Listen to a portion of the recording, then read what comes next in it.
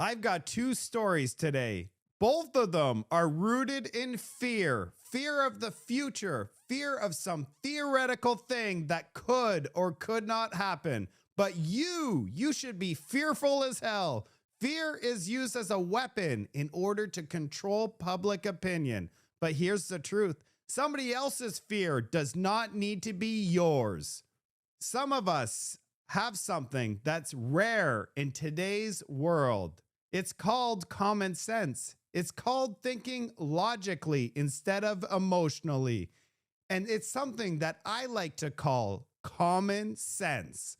Unfortunately, you can't teach any of it in school. I've actually seen doctors, lawyers, the so-called top minds completely lack it.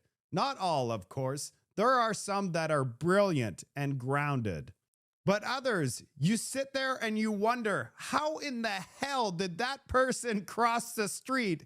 And how did they even arrive at their appointment on time? So if you've ever looked at the news and you thought to yourself, am I the only person that sees right through this? No, you are not alone. Let's get into the show.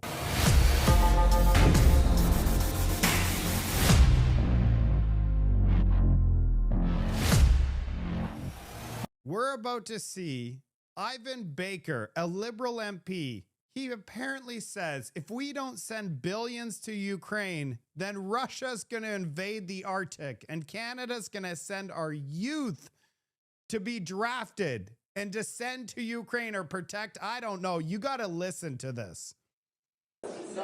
Hoping will come at the G7 of discussions around Ukraine. What would you like to see? So my view is, and I've said this consistently, is that we, the West, Canada and the West, need to be supporting the Ukrainian people until they achieve a full victory, which means... But do you sense there's that kind of a consensus? Like going in, not everybody has, for example, the capacity Canada has to seize assets and give over revenue. So, like, do you see that there's going to be some kind of action coming out of it? Is there something you want to see?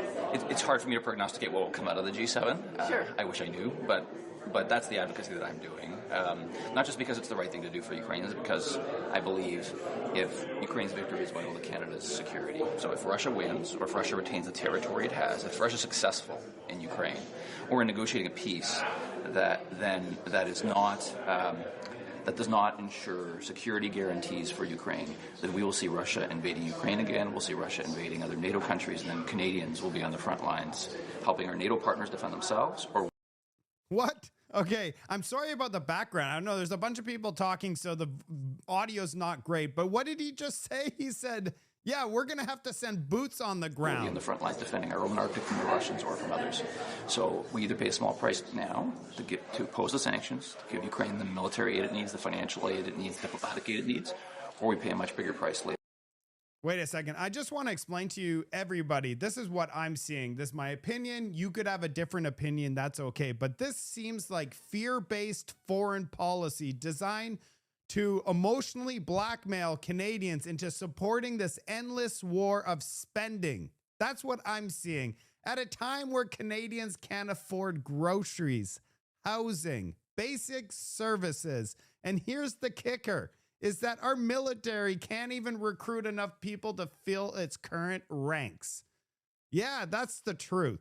In terms of our own sovereignty and the lives of our own men and women. Given that there's so many world leaders and the G7 leaders are all there and the European leaders, what do you think success would look like on Ukraine coming out of that summit? I think for me, a consensus to support Ukraine with all of the aid, military, financial, diplomatic, and sanction packages that Ukraine is asking for to help it defend itself and hopefully achieve victory. But even to negotiate a peace, Putin doesn't want peace. He's shown that. And so the only way Putin's going to want to agree to a ceasefire and to a peace is if he feels that he's losing. Otherwise, he'll continue advancing. We need to provide Ukraine with the support so it's in a stronger negotiating position to achieve that peace. And there's so many other people coming and so many other agendas, it seems, at play there, including, Mexico's coming, Saudi Arabia's coming, India's coming. Yeah. Does that dilute the agenda? Does that take a focus off Ukraine? Or do you think that they have any role to play in some of these big topics? I actually think it could be an advantage. Why? Because I think the more the more players, a lot of those countries you name, each one has a unique position, but a lot of them, the more countries, especially leading countries in the world, are involved in discussions on Ukraine, the better. So I think, even for the sake of resolving this issue, I think it's to the advantage of Canada and to our allies and to the Ukrainians. Obviously, it depends what comes out of that discussion. Right, but I mean, going into it, Trump has made pretty clear that, he's working directly with Russia without Ukraine's necessarily voice at the table or at those direct discussions. What do you make of that? Well, I think some of the positions that Donald Trump has taken are not only compromising Ukraine's position, but I think they're compromising Canada's national security. And I think that's precisely why we need to continue. Oh, no. An end to the war would be a compromise to our national security. I have a question for Canadians. What happens if Russia did come to the Arctic? Who's going to come save us? We don't have anything. What we have in our military bases is tampons in male washrooms. We've sent all our equipment, we've sent all of our ammunition to Europe to fight on the front lines. We're trying to take away hunting rifles from Uncle Bob to send to the front lines in Ukraine. That's how desperate we are. Are you kidding me? Yeah. So who's coming? Is it going to be Europe? Is the US going to come save us? That's a question we should be asking. So instead of sending all this money to Ukraine and to Europe to rearm Europe, why don't we focus on becoming an energy superpower here?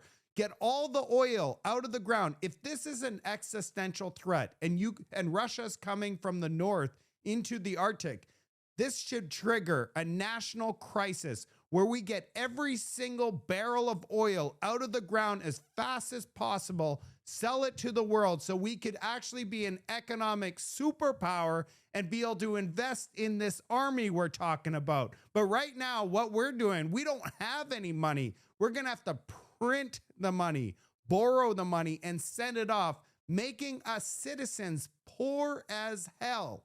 Yeah, we're not going to be able to afford food, but let's just send billions overseas.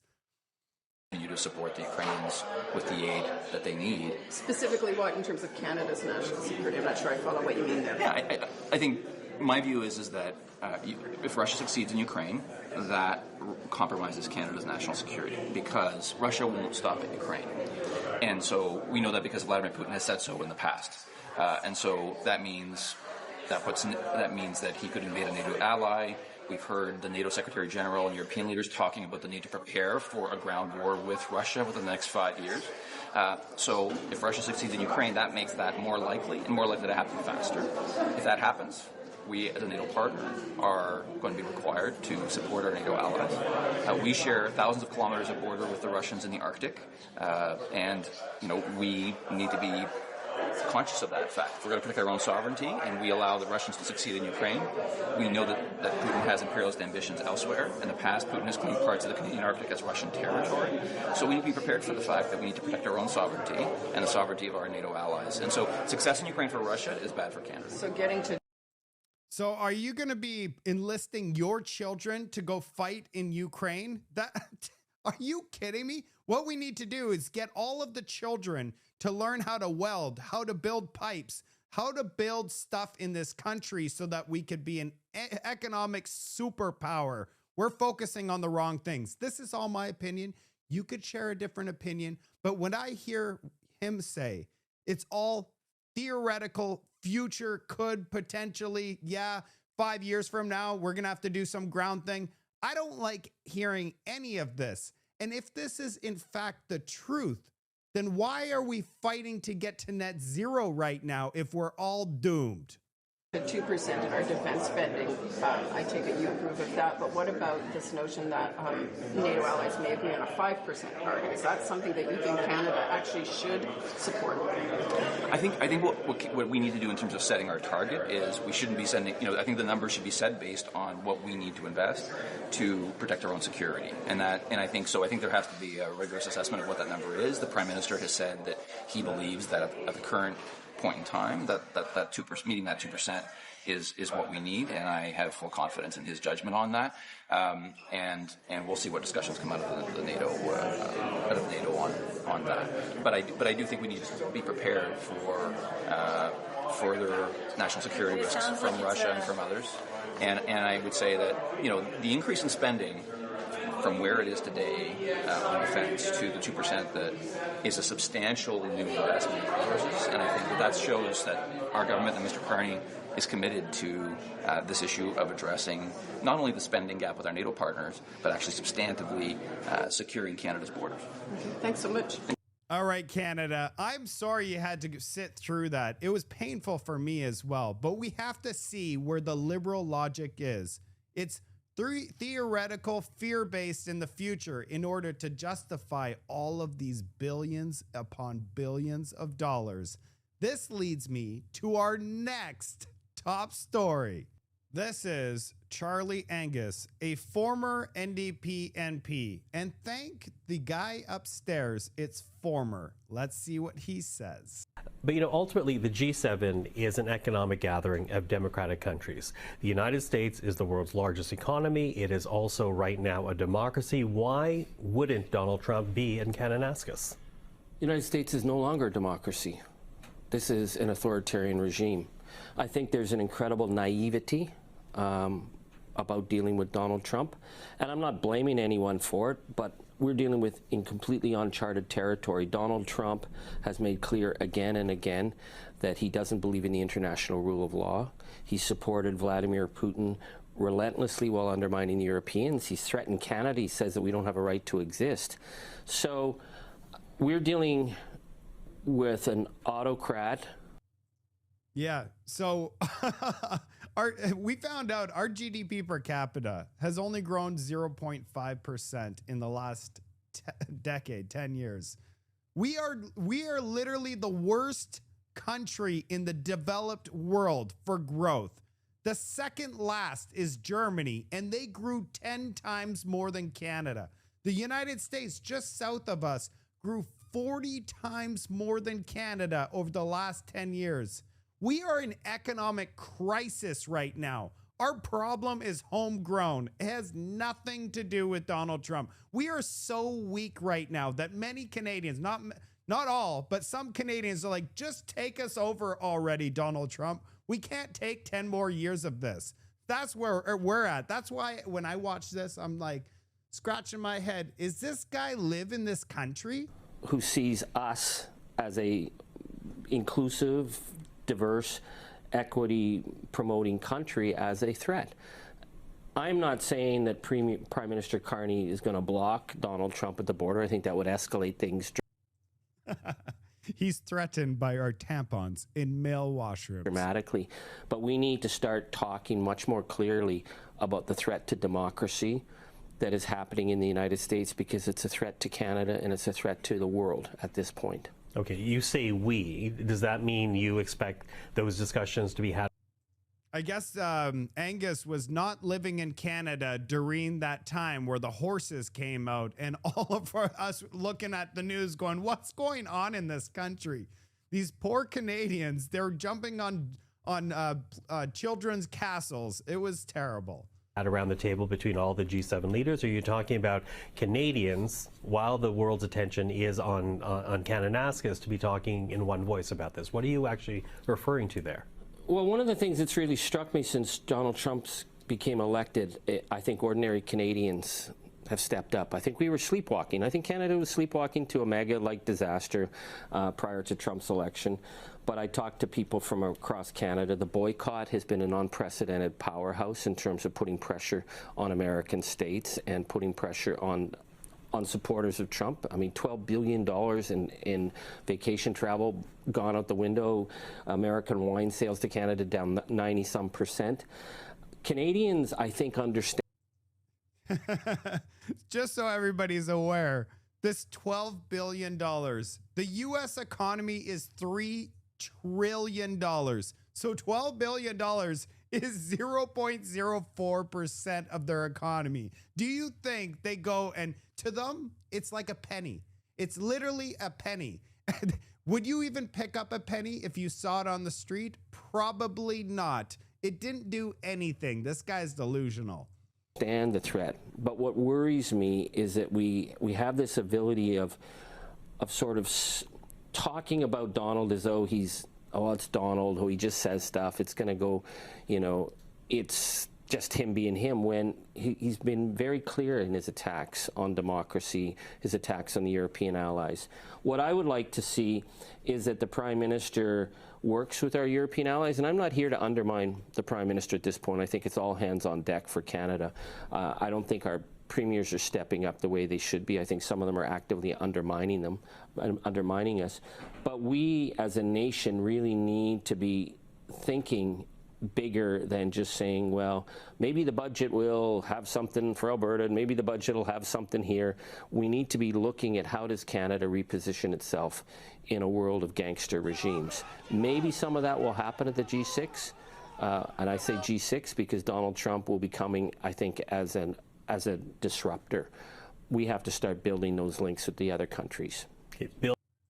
Unbelievable. We can't move Canada to Europe. We can't take Canada, and then maybe what they want is us take Canada and move Canada directly to China. We'll drag it on a ship, and then we can marry with China. We can't leave the United States. We're entangled. We're stuck with the United States. We like it or not, we need to get along with the United States. We can make other deals with other countries, of course, but we also trade. 76% of our trade is with the United States, and only 12% of our trade is the United States with Canada. We need them way more than they need us. Building links for other countries, building resiliency is another way that people are putting it. You know, at the end of the day, though, the United States still is this country's closest and only geographically connected neighbor. At some point, we're going to have to figure out how to work still with the United States, or do you disagree with that premise? I think what's really concerning here is, I mean, we've been neighbors, we've been friends, we've been intermarried, you know, people travel back and forth across the borders. Well, the border is now a threat. When I talk to university professors in Canada who are told by their administrations they have to bring burner phones if they're going to cross the border, I mean, that's what happens when you go to North Korea. When we see people being arbitrarily detained and kidnapped, this is a country now outside of the rule of law. What's very concerning for Canada is How many, Angus? How many people were detained and kidnapped? Name that them. we live along the border. We live along the border with a country that we've never had to worry about, but now we have to worry. I think it's better to be talking about this and talking about this in the frank manner that we need to. This man is a threat to democracy. This man doesn't believe Canada has a right to exist. This man cheered on Vladimir Putin and said it was wonderful when he seized Ukrainian territory. I think Donald Trump thought we were pushovers. I thought he probably thought we were chumps, and we've shown that we aren't chumps. But it's really, really important that we maintain very strong vigilance. Maybe there will be a point that we come back to a better place. We're not going to come back to that place if America loses the rule of law and we see the rise of authoritarianism.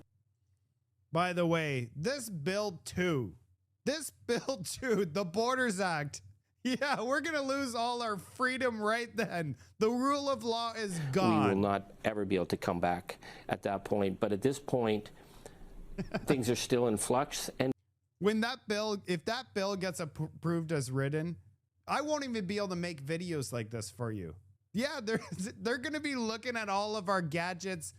The rule of law that he's describing, it's in that bill, and it's going to be completely over for all of us. And people are looking to Canada. From around the world, people look to Canada right now because it's a fragile line we're holding, but we're holding the line. Yeah, fragile line, but it's also a fragile relationship because, you know, to get back to the point I'm making, at the end of the day, the United States is this country's largest trading partner. You know, up until the disruption of boycotts and tariffs, you know, the United States was where Canada was integrating the economy. There's going to be an element of that one way or the other going forward. Don't you agree? Well, absolutely, we have to find a way forward. But I think the worst thing we could do would be to tiptoe around the threat. Maybe the best thing that Prime Minister Trudeau ever did in his 9 years in office was when Donald Trump threatened those outrageous tariffs that the Prime Minister came back and said, we will go dollar for dollar. Because Americans need to feel the pain. The damage that they're doing to our auto sector. Oh my goodness. You know, every single dollar retaliatory tariff, you pay for it. That your taxes. When we go, they already said 6,000 items at Loblaws and Walmart are going to go up because of Donald Trump's tariffs. No, it's because of Canadian elbows up tariffs. They're a terrible idea. If we actually did nothing, if we didn't do anything, you know what would happen? The Bank of Canada would be cutting interest rates because right now they're worried about the retaliatory tariffs bringing up the price of everything. Inflation's going to soar with all these retaliatory tariffs, meaning the Bank of Canada is going to keep interest rates higher. And guess what? There's like over 2 million mortgages that are renewing in the next 24 months, and all of them are doubling in mortgage rate. All of them. So yeah, we could use some relief. No more elbows up. If we tiptoe around, we're going to see the steady bleed off of auto sector jobs, which will destroy the manufacturing centers along the 401 corridor. But if also a bad investment. All this battery stuff, the batteries, EVs are not going to make it, okay? There's going to be better technology, at least better battery technology. I heard China's batteries are 15 years more advanced than Canada. You could charge the thing in 5 minutes. In Canada, we're still making our batteries. This super battery plant they invested $50 billion in, they're making batteries 15 years ago. It's old technology. Yeah, it's not new technology. We need to rapidly make new battery technology. But guess what? China's already winning the race. They're winning the race. We're following behind and we're spending all this money. It's going directly into a burning inferno. If we go pound for pound, dollar for dollar, then that pressure is on in the United States. Again, going back to the boycott, we see that, you know, some key MAGA leaders and senators are now calling for Donald Trump to back off because of the Canadian pressure. So we have to negotiate with determination. It is insane, the attack that he's launched on aluminum. I mean, this is an industry that it exists across borders. Agriculture, $70 billion in cross-border trade. It's causing havoc in the United States right now. They are suffering, I would say, they are probably starting to suffer more than we are. They're making 40% more income than us. They're not suffering anything. They're seeing the skyrocketing stock market. They're not suffering whatsoever like we are in Canada. That is fake news. And we have to hold that. And maybe we get back to a place where the tariffs come off, and maybe we get back to a place where we can start to rethink how steel, how aluminum, how agriculture cross the border because we are neighbors. But right now, we are dealing with a malignant threat. Okay, I'm quickly losing time here, but I do. He's losing time. I'm losing my mind. You know what the threat is? It's Charlie Angus. He's a threat. And all the people that think like him, they're all threats to our democracy. He's obviously not well. I have to ask, Cannon asked us just a few days away, are you going to be involved in any protests during that meeting? I will not be out there for protests, but I encourage every Canadian to step up. I encourage every Canadian to support the June 14th rallies. We have to be out in the streets. We have to send a message to our leaders, provincial and federal, that we deeply oppose the fact that a convicted criminal, a sexual predator, and a man who says our country doesn't have a right to exist is now visiting our nation. So I encourage people to go out and protest peacefully across this country, and I think you'll see Canadians out in big numbers. Are you going to go waste your day protesting that Donald Trump is coming to Canada? Elbows up? You will not see me at any of those protests. I don't have that time to waste. All right, we had so much fun today. I'm going to add some bonus material. Welcome to Vancouver. We just named a new street. And let's try to read this thing. Shamuka. I'm sorry. Let me try that again. Shamuka Ashami. Wait, let's do it one more time. Shamuka Shamami Street in Vancouver is the newest street. But guess this. If you call for 911 and you tell them you need to come to Shukamatan Street, and they're going to laugh at you. Imagine your Uber driver. He's not going to show up. You will no longer get mail. You're going to have to get one of those mailboxes, P.O. boxes, And get this. Imagine you got pulled over by police and you say, police says, sir, sir or ma'am, what street, where do you live and what's your street? And you try to explain them what street, they're going to be like, get out of the vehicle. DUI right there and then. You're arrested. Man, this thing is absolutely ridiculous. Check out this poll by Polling Canada. Should the federal government allow Alberta separation referendum to happen? No, 47%. The federal government has no business in telling the province what they could do. And then 47 people out there, 47%. Who are these people? This is probably one of the most dumbest polls I've ever seen. And we got some breaking news story that Jagmeet Singh is now getting free, absolutely free police protection after there was a threat to him from India. Yeah, you're not going to believe this. And get this, the timing is absolutely impeccable because the entire nation does not like Jagmeet Singh. And all of a sudden, there's this threat. So he has to get, because before he used to get free, obviously, police security, but now he's no longer been elected back into government. He's like, oh crap, I have to pay for my own policing. Well, I guess there's a new story that came out today. Just today, Global News has reported that a suspected agent of the government of India linked to the criminal Bishnoi gang was actively surveilling Jagmeet Singh, then a sitting MP and leader of a federal party, right here in Canada. And the credible risk to Jagmeet Singh's life prompted a duty to warn and active police protection. So let's let that sink in. India targeted a Canadian politician on Canadian soil. That's absolutely unprecedented. As far as we're concerned, that's an act of war. What other Canadian politician or leader has to carry the burden of representing his constituents, his party, but also protecting themselves from foreign assassination plots? And that raises a question in our community. If Jagmeet Singh, who is the highest profile Sikh in Canada, isn't safe, then what does that mean for the rest of us? And this isn't a one-off. It's the latest and the most brazen in a chapter of transnational oppression directed by India at Sikhs in Canada. I don't know if this is real, or it could be real, could not be real. The timing is impeccable. That's all I have to say. For you guys and for myself, what I do is I look at things and then I try to find the different angle. What's the truth? You guys can help me out. I'd love to hear from you in the comment section. What do you think about the timing in this news event? And I'm going to leave you guys with a bomb. This is a developing story, and I guarantee you that I'm going to be doing some follow-up content on this. Carney's Colossal Canada-US Pact. Check out the part that's highlighted. Guarantee first right of refusal on Canadian resources. For the people out there that doesn't know what that means if we sign this deal, the US will have #1 access to all of our critical minerals and resources before the world. You know what that means? That means we don't get market price. We don't get market value.